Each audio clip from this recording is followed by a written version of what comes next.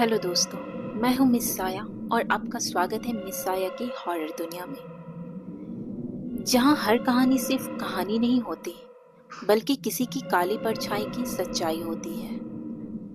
यह वह जगह है जहां रात का सन्नाटा सिर्फ खामोशी नहीं, बल्कि अनसुनी कहानियां कहता है, जहां परछाइयां जिंदा हो जाती हैं और बंद दरवाजे के पीछे डर आपके कानों में दस्तक देता है। आज की रात हम आपको सुनाने जा रहे हैं एक ऐसी घटना जिसे सुनकर आपके रोंगटे खड़े हो जाएंगे। ये घटना हमें खुद सुनाई थी अरविंद नाम के एक शख्स ने, जिसके साथ ये घटना घटी थी। अरविंद, जिसे हम अपने कजन रोहित के जरिए जानते थे, कॉलेज का सीधा साधा लड़का, लेकिन उसकी आंखों में ऐसा डर था जो किसी इंसान ने नहीं दोस्तों, बल्कि किसी और दुनिया ने उस पे उतारा था। उसने हमें कहा था, अगर हिम्मत है तो मेरी कहानी सुनो। उसने ऐसा इसलिए कहा था क्योंकि मुझे ऐसी कहानियां सुनने और सुनाने का बहुत शौक है।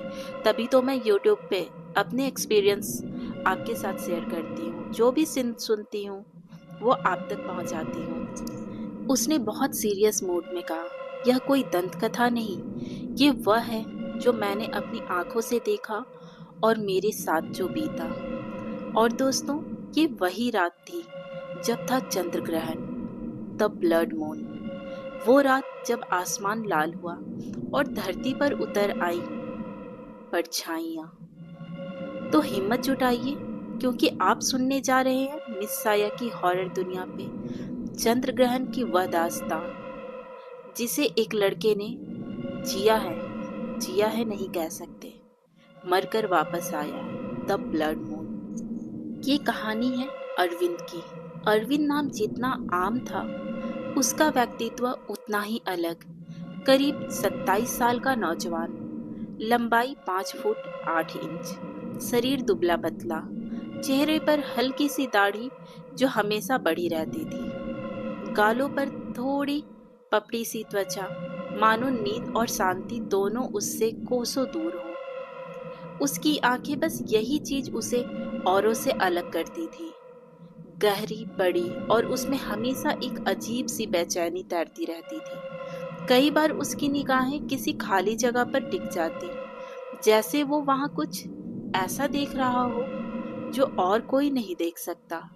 अरविंद का घर बिहार के एक छोटे से कस्बे में था। मिट्टी और ईंटों से बना 2 मंजिला पुराना मकान, जिसके आंगन में एक बड़ा सा नीम का पेड़। वो पेड़ दिन में छांव देता, लेकिन रात में उसकी परछाइयां घर के अंदर तक आ जाती। गांव के लोग कहते थे, नीम के नीचे रात को अकेले मत बैठना, वहां कुछ और भी रहता है। तो जानते हैं ये सिर्फ अफवाह थी या सच्चाई? तो चलिए स्टोरी में आगे बढ़ते हैं। उसके घर के बाहर तुलसी का चौरा, दरवाजे पर हल्दी और कुमकुम की लकीरें, और अंदर माँ की पूजा की घंटियां, सब मिलाकर माहौल को धार्मिक और रहस्यमय बना देते थे। अरविंद के परिवार में उसके माता पिता थे। पिता किसान थे, माँ गृहिणी थी। दोनों ही बहुत धार्मिक स्वभाव के लोग थे। हर त्योहार, हर ग्रहण, हर व्रत सब परंपरा से निभाते थे। माँ अक्सर अरविंद को समझाती थी, बेटा, ग्रहण के वक्त घर से बाहर मत निकला कर। ये समय शांति का नहीं, अशांति का होता है। घर पर बैठकर भगवान का नाम लेना चाहिए, क्योंकि चंद्र ग्रहण के दौरान बाहर भटकती आत्माएं जाग जाती हैं। लेकिन अरविंद, वो इन बातों को कहाँ मानने वाला था। वह इन्हें अंधविश्वास समझकर हंस देता। उसके लिए ये सब सिर्फ बुजुर्गों की दकियानूसी बातें थी। लेकिन उस साल की कहानी कुछ और ही थी। साल 2017, जुलाई का महीना। वो रात थी पूर्ण चंद्र ग्रहण की, जिसे हम लोग शहरों में ब्लड मून भी कहते हैं। गांव में पहले से ही डर और सन्नाटा छा चुका था।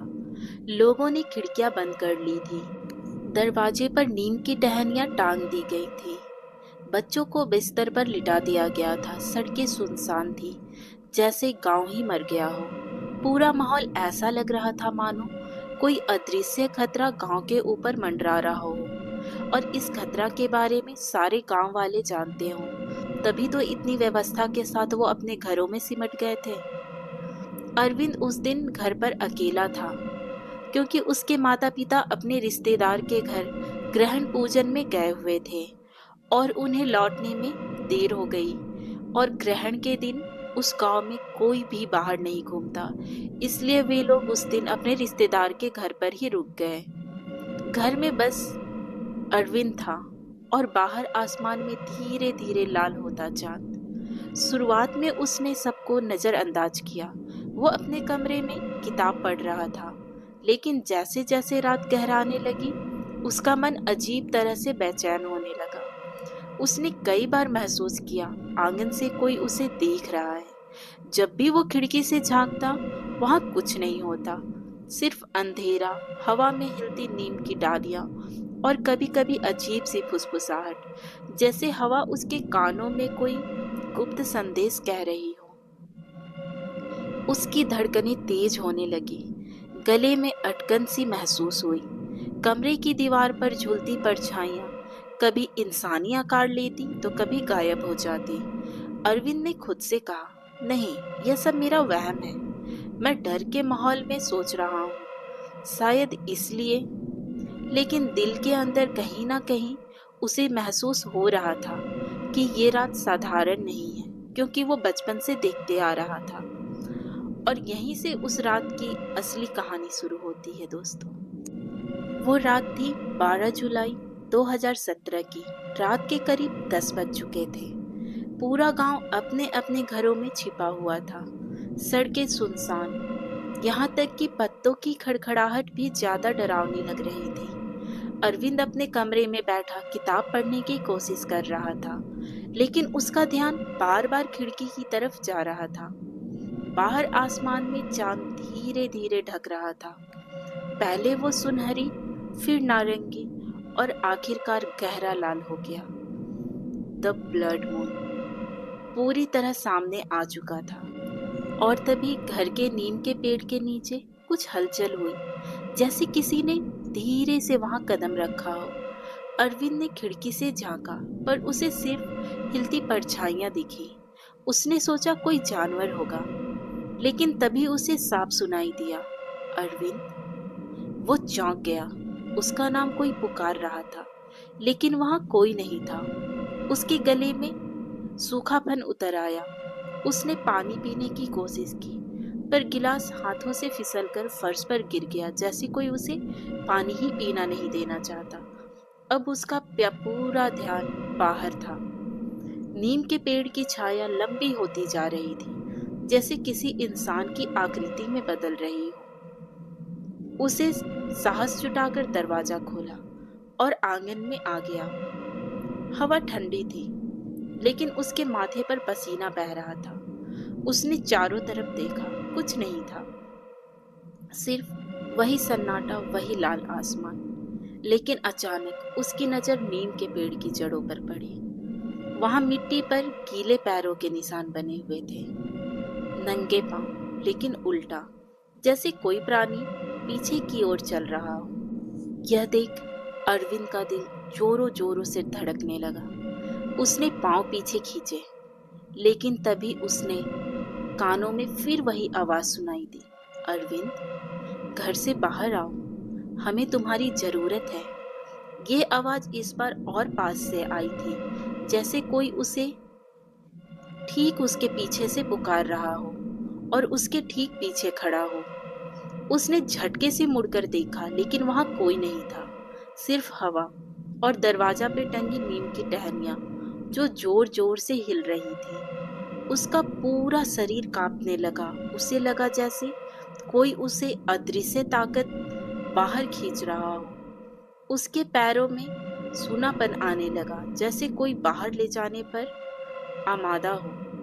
अरविंद ने हिम्मत कर दरवाजा बंद किया और कमरे में भाग गया, लेकिन तभी दीवार पर पड़ी उसकी परछाई अचानक हिलने लगी। जबकि वो खड़ा था, बट उसकी परछाई खुद ब खुद उससे अलग होकर चलने लगी। और तभी उसे एहसास हुआ कि इस ग्रहण की रात वह अकेला नहीं है। कोई या कुछ उसके घर के अंदर आ चुका है। कमरे की दीवार पर परछाइयां हिलने लगी। अरविंद के होश उड़ चुके थे।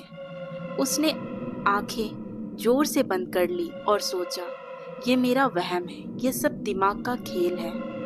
लेकिन जब उसने दोबारा आंखें खोली तो उसकी परछाई दीवार से अलग होकर खुद खिड़की की ओर बढ़ रही थी। उसके पैरों में जैसे जमीन ही नहीं बची थी।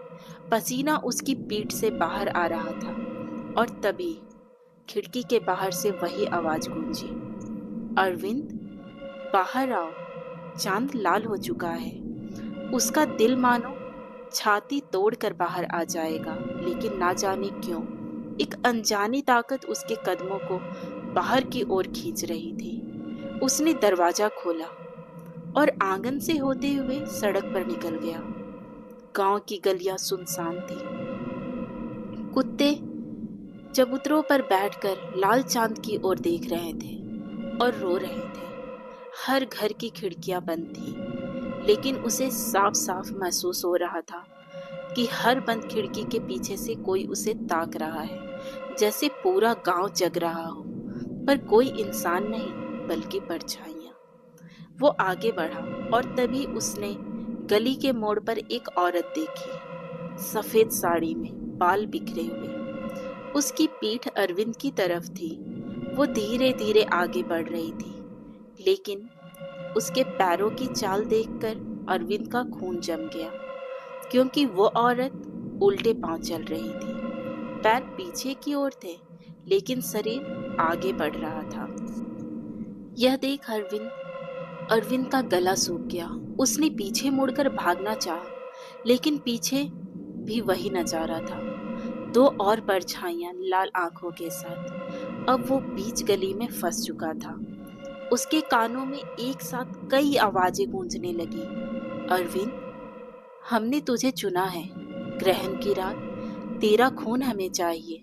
अरविंद जोर जोर से चिल्लाया, कौन हो तुम, मेरे पीछे क्यों पड़े हो? लेकिन उसका सवाल सुनकर वो औरत अचानक रुक गई। उसने धीरे धीरे अपनी गर्दन घुमाई और उसकी आंखें तभी लाल चांद जैसी चमक रही थी। उसकी मुस्कान इंसानी नहीं थी। उसके दांत लंबे और नुकीले थे। वो मुस्कुराई और बोली, हम वो हैं जिसकी भूख सिर्फ ग्रहण में मिटती है। अरविंद का शरीर सुन पड़ गया। उसने पूरी ताकत लगाकर दौड़ना शुरू किया, लेकिन जितना वो दौड़ता, गांव की गलियां उतनी ही लंबी होती जा रही थी और हर गली की दीवार पर उसकी अपनी परछाई दौड़ती। लेकिन अब उसकी परछाई उसके साथ नहीं दौड़ रही थी, बल्कि उल्टी दिशा में भाग रही थी। अरविंद को अब समझ आ गया था कि वो सिर्फ परछाइयों से नहीं, बल्कि अपने ही अस्तित्व से जूझ रहा है और असली खेल अभी शुरू हुआ था। पर उसे इस टाइम कुछ नहीं सूझ रहा था। अरविंद अब पूरी ताकत से भाग रहा था। गांव की गलियां, नीम की परछाइयां, लाल आसमान, सब एक डरावने जाल में उसे घेर रहे थे। भागते भागते उसके कदम गांव के किनारे वाले पुराने रास्ते की ओर बढ़ गए। वो रास्ता जिसे लोग शमशान घाट की गली कहते थे। गांव में दादी नानी हमेशा कहती थी, ग्रहण की रात उस ओर मत जाना, वहां पुरानी आत्माएं जग जाती हैं। लेकिन डर और घबराहट ने अरविंद को सोचने का मौका ही नहीं दिया। वो भागते भागते सीधे उसी शमशान के पास पहुंच गया। शमशान, जहां आधे जले हुए लकड़ी के ढेर पड़े थे, जहां राख और मिट्टी मिलकर अजीब सी बदबू फैला रहे थे और वहां हवा में मौत की ठंडक तैर रही थी। अरविंद ने सांस रोकी, लेकिन तभी उसे दिखा शमशान की चिता पर एक आकृति बैठी हुई थी।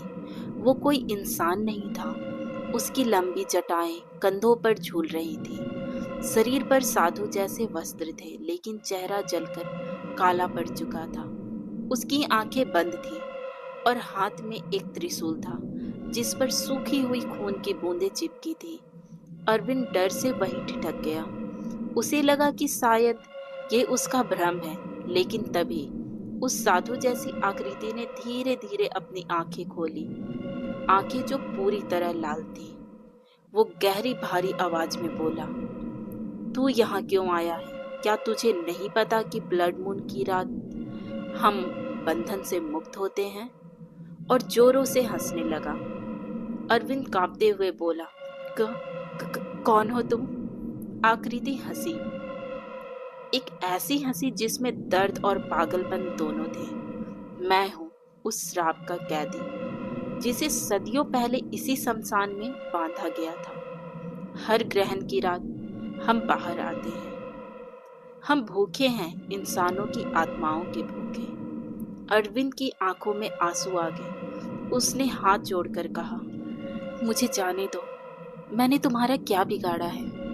उस साधु जैसी आत्मा ने उसके तरफ त्रिशूल तान दिए और कहा, तू चुना गया है अरविंद, तेरी किस्मत तुझे यहाँ खींच कर लाई है।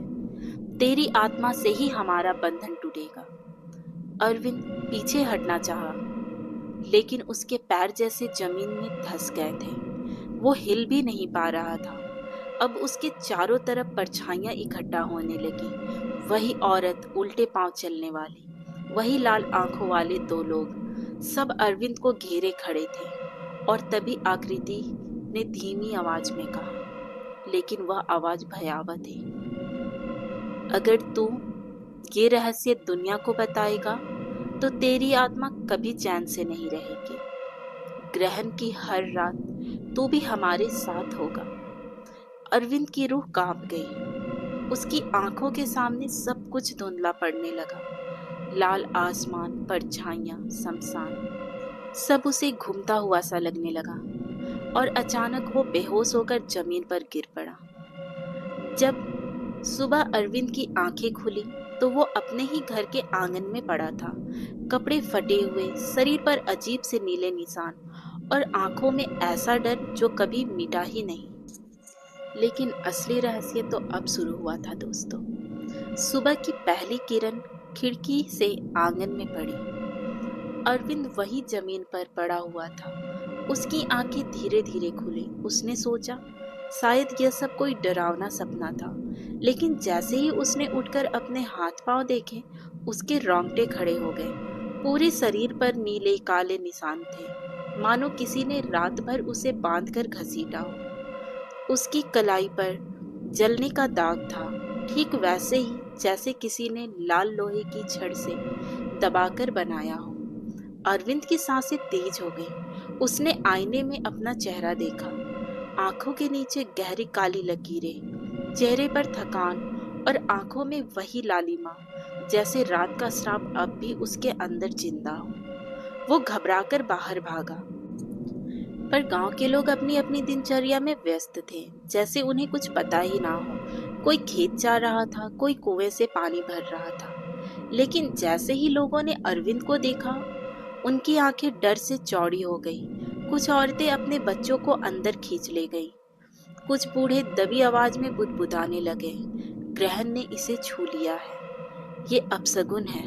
और तभी अरविंद के माता पिता, जो रात में रिश्तेदार के यहाँ रुक गए थे ग्रहण के डर से, वो भी भागते हुए गांव की ओर ही आ रहे थे, क्योंकि उन्हें चिंता थी।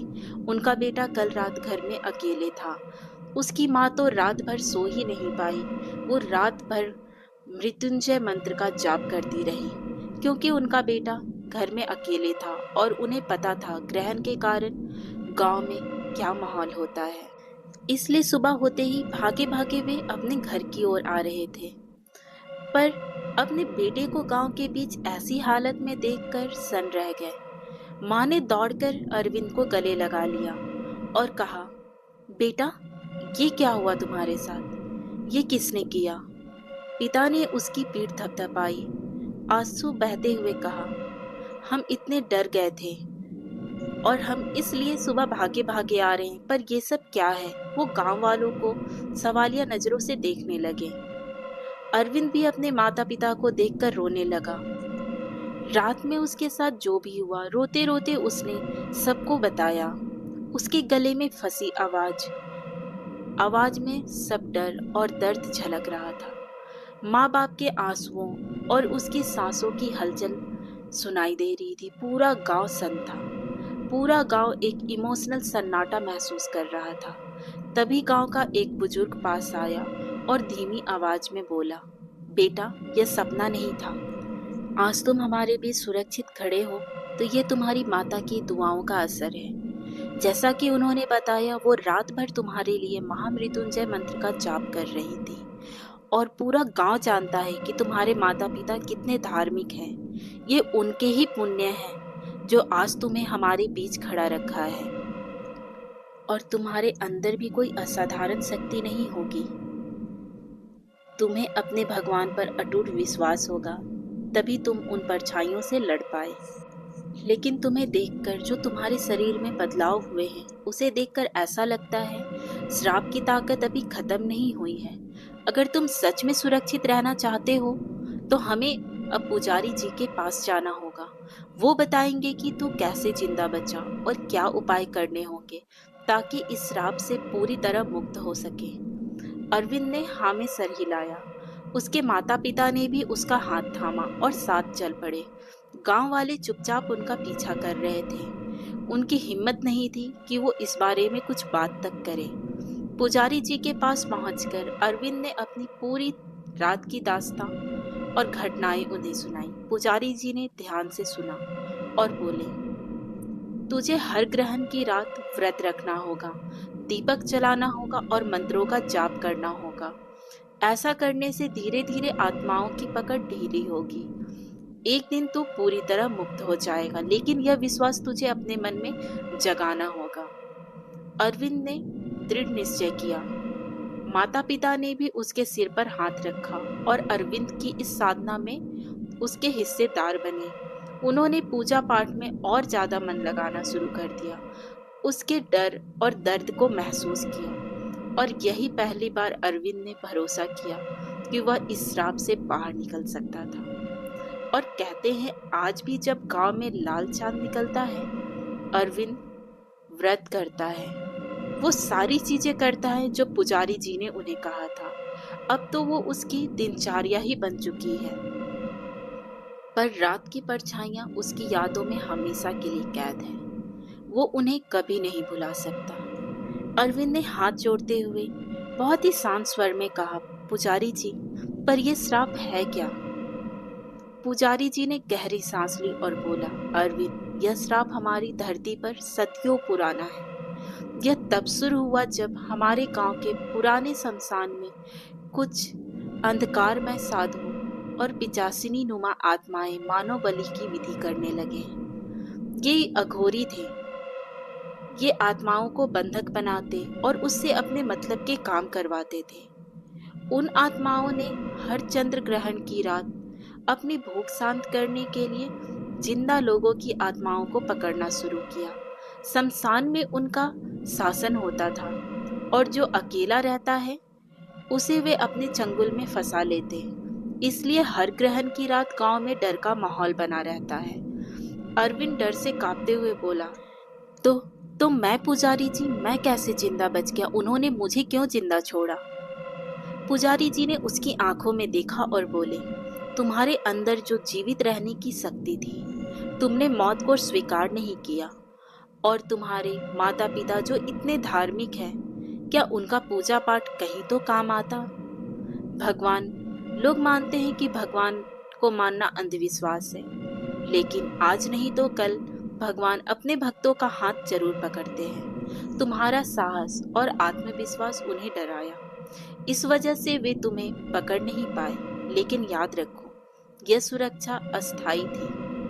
तुम्हें हर ग्रहण की रात व्रत रखना ही होगा, जैसे मैंने तुम्हें बताया है। दीपक जलाना होगा और मंत्रों का जाप करना होगा, तभी धीरे धीरे उनका बंधन टूटेगा और तुम पूरी तरह से मुक्त हो जाओगे। अरविंद ने सिर झुकाया। उसकी माता पिता ने भी पुजारी जी को प्रणाम किया और वहां से वे अपने घर के लिए चल दिए। जाने से पहले पुजारी जी ने फिर चेताया, याद रखो, लाल चांद की रात आत्माएं शमशान में जाग जाती हैं। वे आत्माएं भूखी हैं और उनका शिकार वही बनता है जो अकेला होता है। इसलिए हमेशा सतर्क रहना। अरविंद ने हाँ में सिर हिलाया और आज वह सुरक्षित है, लेकिन रात की परछाइयां और लाल चांद की डरावनी छाया उसकी यादों में हमेशा के लिए बसी रह गई। तो दोस्तों, यह थी कहानी चंद्र ग्रहण द ब्लड मून की। अरविंद ने अपनी आंखों देखी दास्तां और गांव के सदियों पुराने श्राप का सच हमें सुनाया। याद रखिए, चंद्र ग्रहण यानी लाल चांद की रात, शमशान की परछाइयां जागती हैं। वे आत्माएं भूखी हैं, सतर्क हैं और अकेले इंसान का पीछा करती हैं।